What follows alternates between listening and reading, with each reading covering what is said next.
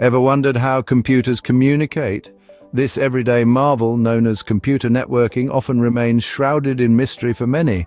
It's like a secret language spoken only by machines. Well, buckle up as we delve into the fascinating world of computer networks. The story of computer networking begins in the late 1950s. A groundbreaking innovation was brewing, known as the Advanced Research Projects Agency Network, or ARPANET, which was the precursor to today's internet.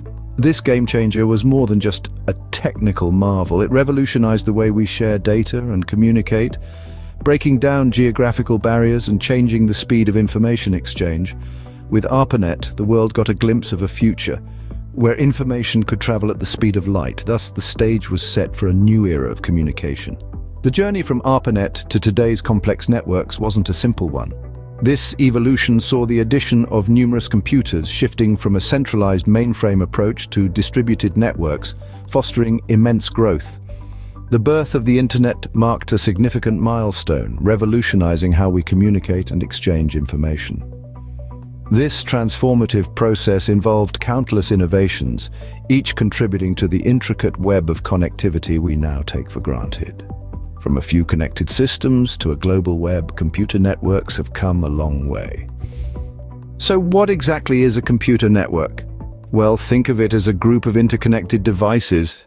These could be computers, routers, or switches. They're all linked together, sharing data and resources.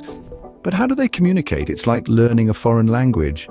They use protocols. These are sets of rules that dictate how data is transmitted, ensuring smooth conversation between devices. Now, there are different types of networks, each serving a unique purpose.